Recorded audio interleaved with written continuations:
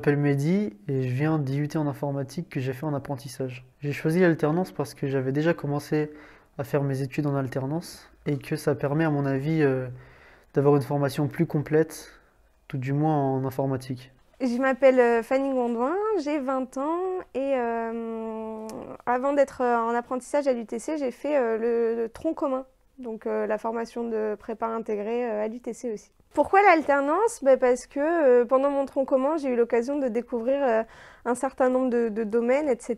Mais moi, ce qui m'intéressait le plus, c'était de mettre en pratique en fait ce que j'apprenais à l'école et de découvrir le contexte d'une entreprise. C'est quelque chose qu'on ne fait pas trop en cours, à l'école, etc. Donc l'alternance, c'est l'occasion d'allier à la fois la théorie et la mise en pratique dans un contexte. Et justement, pour moi, le plus gros avantage, c'est de pouvoir, tout en se formant, mettre les pieds dans une entreprise, découvrir le fonctionnement interne, la vie en entreprise qu'on n'a pas du tout à l'école, d'apprendre.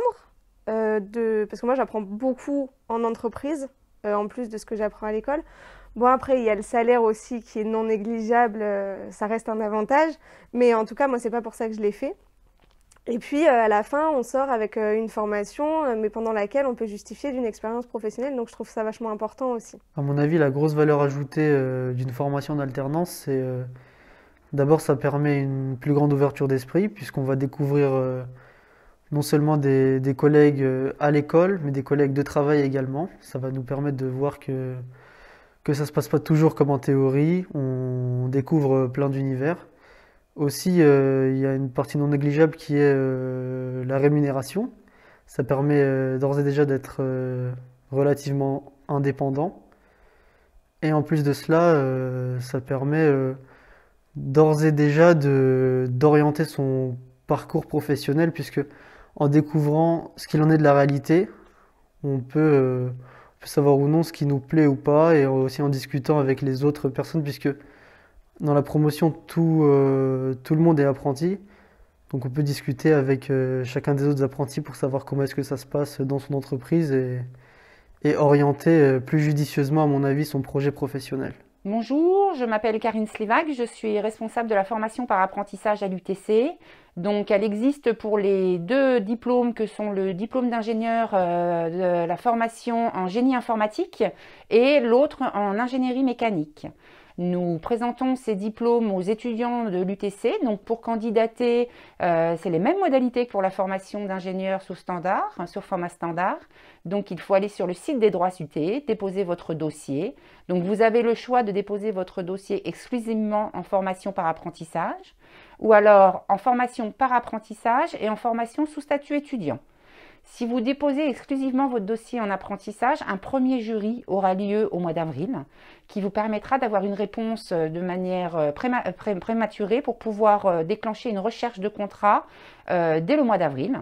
Donc nous vous aidons dans la recherche de vos contrats avec des journées dédiées à la recherche d'un contrat d'apprentissage, avec des entreprises partenaires qui viennent déposer des offres sur une plateforme de l'UTC pour laquelle vous aurez des accès spécifiques.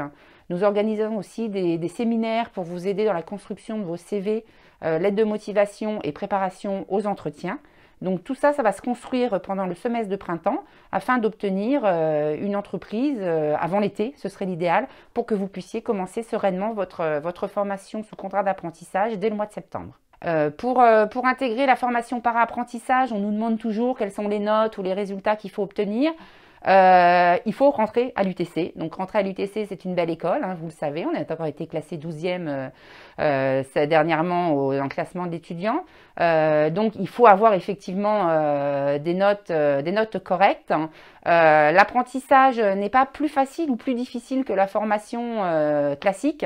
C'est une modalité différente qui implique que vous ayez effectivement une adaptation à deux schémas qui sont différents que sont l'entreprise et l'école, avec des choses qui sont attendues des deux côtés assez différentes, mais au bout de quelques semaines ou de quelques mois, généralement, vous arrivez à trouver votre rythme et vous arrivez à travailler dans des conditions très différentes entre l'entreprise et l'école, mais qui vous permettent du coup d'être très facilement adaptable à la fin de vos 3 ans de formation, avec une expérience professionnelle de 3 années et qui vous permettent ensuite soit de rester dans la même entreprise si vous avez un contrat qui vous est proposé, comme souvent, ou soit d'aller vous orienter vers une autre entreprise avec vos 3 ans d'expérience professionnelle et vos compétences qui sont déjà intégrées dans votre parcours.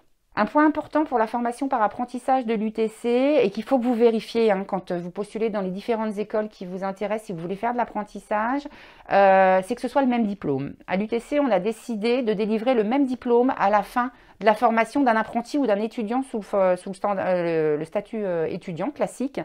Le diplôme sera identique lors de la remise des diplômes. C'est le supplément diplôme qui stipulera qu'il a été fait par apprentissage ou qu'il a été fait sous statut étudiant.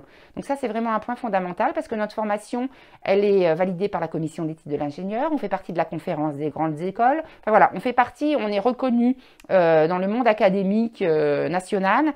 Et c'est un point très important qu'il faut que vous vérifiez quand vous voulez intégrer une école, qu'il y ait bien tous ces logos qui apparaissent et que la formation par apprentissage soit vraiment un diplôme identique si vous souhaitez effectivement intégrer une formation où vous venez aussi pour le nom de l'école.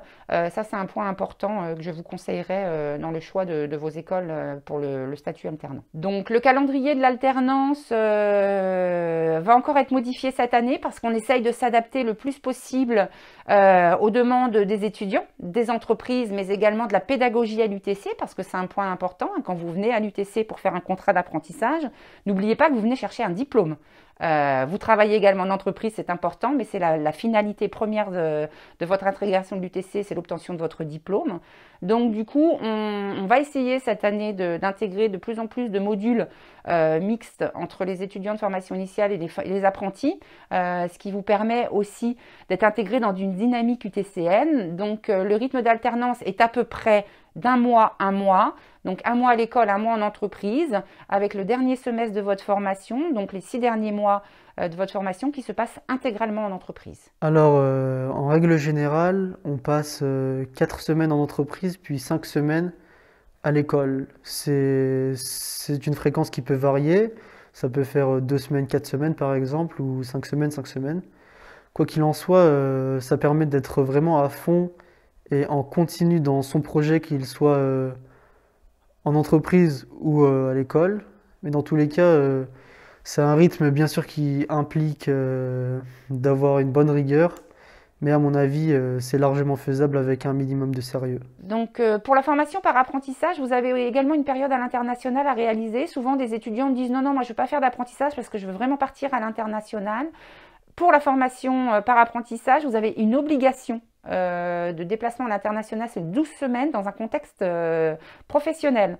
Donc ce qui veut dire que si vous êtes apprenti, on va vous demander de partir, alors soit avec votre entreprise qui a des partenaires à l'étranger, soit des filiales, soit des clients, des fournisseurs, de vous envoyer pendant 12 semaines travailler sur une mission à l'international, ou si l'entreprise n'a pas cette possibilité, on a aussi des possibilités, nous, via l'UTC et via notre CFA, de vous faire partir à l'international, travailler pendant un certain temps.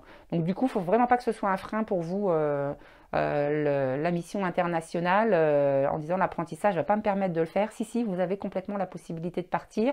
Aujourd'hui, on n'a pas de semestre entier à l'international pour les apprentis, mais on est en train d'y travailler et peut-être que dans les années à venir, on pourra vous proposer aussi des Erasmus à l'international. Aujourd'hui, ce n'est pas encore le cas, mais on y travaille et c'est un point très important de toute façon pour la formation d'ingénieur et donc pour l'apprentissage, ça fait totalement partie aussi de nos réflexions et donc vous devrez partir à l'international.